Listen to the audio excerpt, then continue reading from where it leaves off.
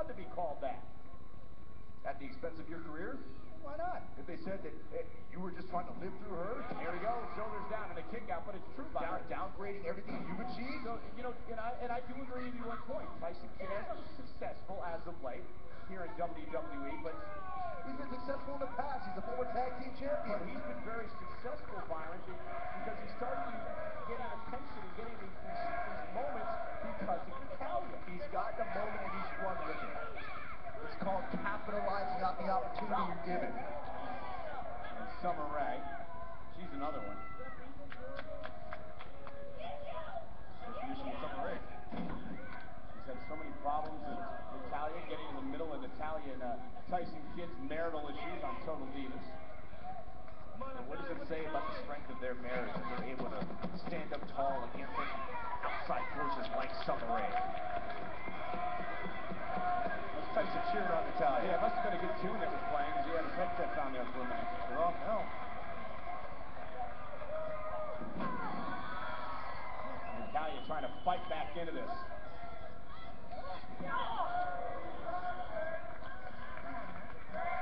And they're the Natty's husband chants again. You hear Natty's husband, essentially to Tyson Kidd, that's saying you don't mean anything. Layla's got a 5 count before she's going to get disqualified here and has to break.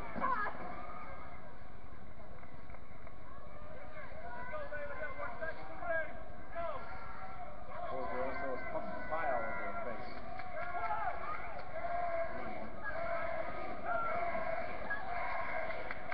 Good chant. At least the WWE fans here have some respect for her. Tyson doesn't seem to. Oh! And then Natalia starting to build some momentum. Take that, Layla. There we go. Cover by Natalia. Hook to the leg and a kick out at 2. Don't forget about the pride, that Heart Dungeon pride that Natalia carries with her every time she steps inside the ring.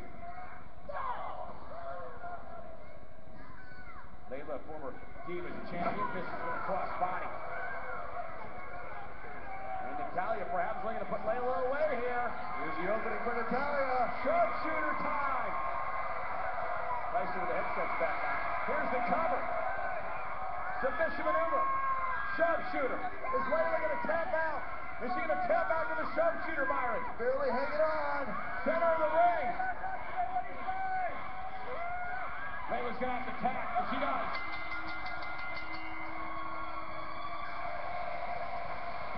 Here's your winner by submission, Natalia. Now at least Natalia can enjoy her Thanksgiving holiday. With Tyson and the Cats.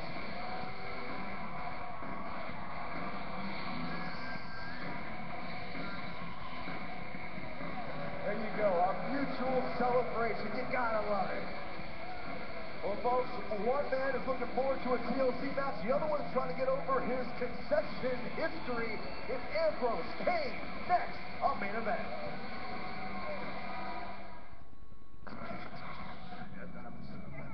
They've been lying to you, man. There ain't no such thing as a hero. You have become addicted to the illusion of what a hero is. You think you need someone to tuck you in bed at night, kiss you on the cheek, and tell you that everything is all right.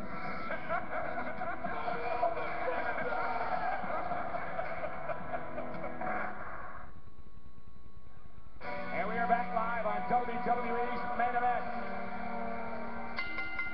The following contest is scheduled for one fall.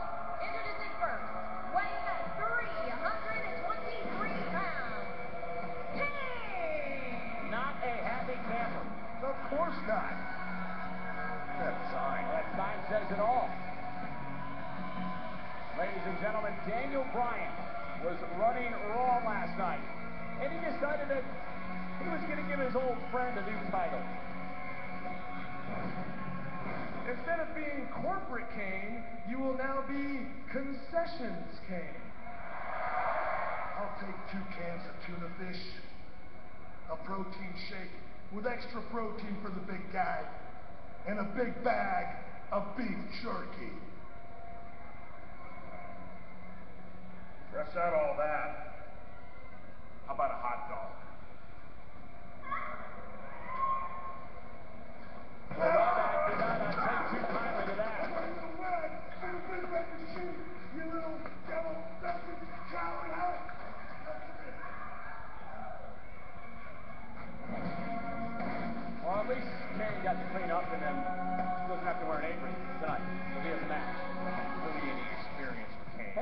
the title, Director of Food and Beverage. I'm sorry, you said that too.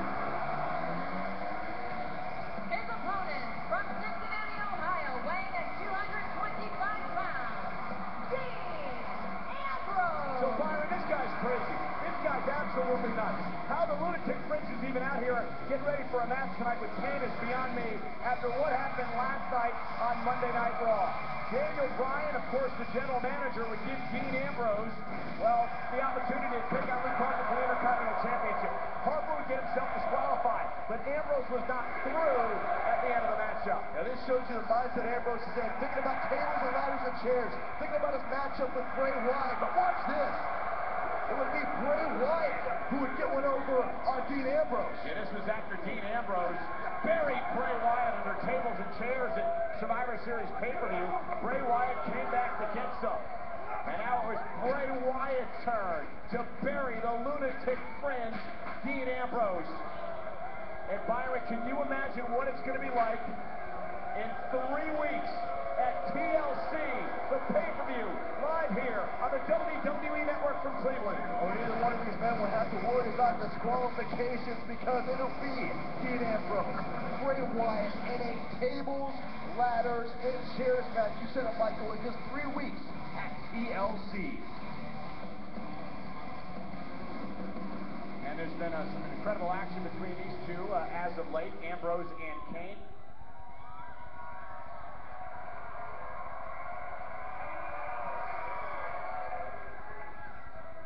Remember, Kane was involved with Seth Rollins back in August when Kane had those cinder blocks set up at ringside.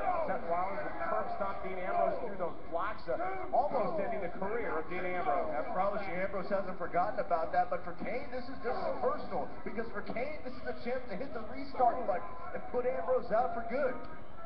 Yeah, but a rough 48 hours for Kane. Team Authority losing Sunday night, but stripped him of his Director of Operations title. Ambrose, cover, and a kick out. Kind of feel for Kane right now. Man without a country. You're one of the only people that I've ever heard saying they feel for this monster. Here's the cover. Ambrose hooks the leg and a kick out by Kane. Still got a heart. Not cold at times. Ambrose with a neck breaker. Dean Ambrose, highly unorthodox, never know what he's going to do next. Again, Ambrose, forearm right in the face, forcing Kane to kick out. Can you imagine what it's going to be like? Tables, ladders, and chairs versus Bray Wyatt for Dean Ambrose. Byron, you mentioned it before. Tables, ladders, and chairs all illegal in that match. Yeah, you know, I spoke to Ambrose at Survivor Series after his match, after he got disqualified against Bray Wyatt. It didn't even faze him. He was just excited about the fact that he could use a chair and hit Bray Wyatt as many times as he wants. Use as many tables as he desires.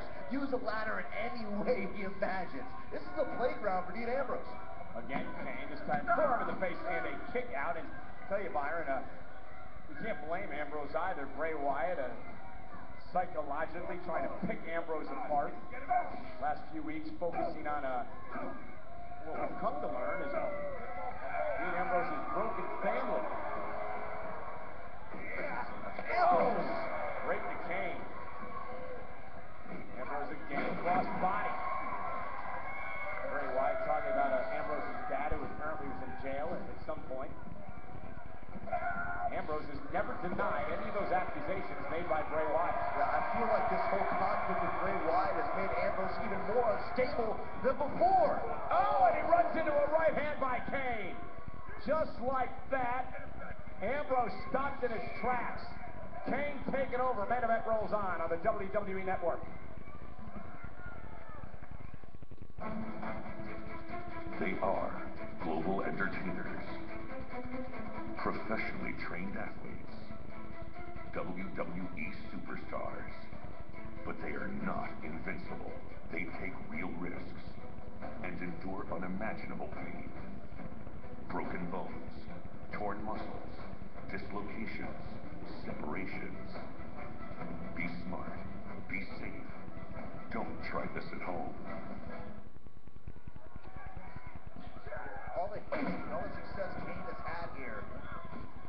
Over the leg, and Ambrose kicks out. One of the to go from that to concessions, Kane, just selling popcorn and hot dogs. Well, and sprayed by mustard and he ketchup. deserved that. Think about what he did to his old friend Daniel Bryan. Oh! One of Kane's favorite events, the Royal Rumble, coming up in a couple of months. Kane had held the record for most eliminations in the Rumble before it was broken last year by Roman Reigns. We'll say earlier this year than the last Rumble. Nice boot by Kane. Here's the cover. Hook of the leg now on Ambrose, who kicks out. Speaking of Roman Reigns, we got some great news from Reigns this past Sunday night at Survivor Series. Roman Reigns expected to be back next month. I know the universe alike excited and anticipating the return. Watch his impact. Ambrose is off to that clothesline, bouncing off the ropes, and Kane planted him. One thing we've learned about Ambrose, though, he's never out of a match firing. Tremendous resilience. You don't always know what motivates Dean Ambrose, but you know he's going to stay in the fight. You know he's going to go down swinging. And the Let's Go Ambrose chants begin here tonight.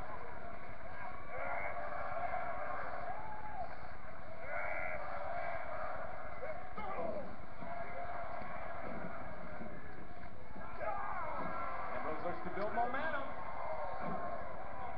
And here comes the lunatic bridge.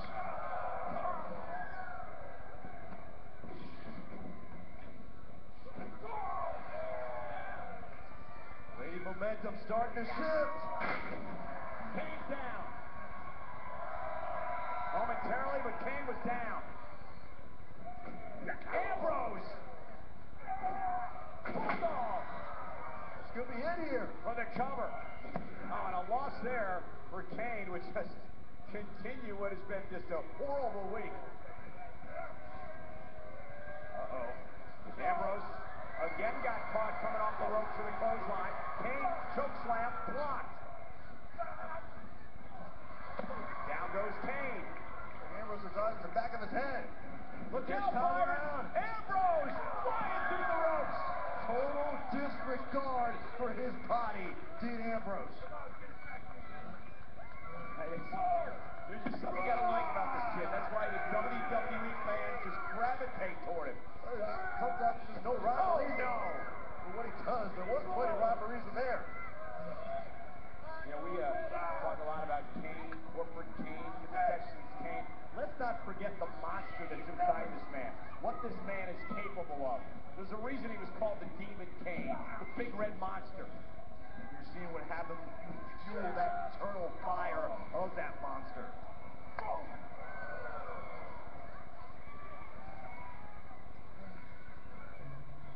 Oh, this is not going to be good. Seeing Kane go up this high. Dangerous spot for both Kane and Dean Ambrose. Ambrose blocks.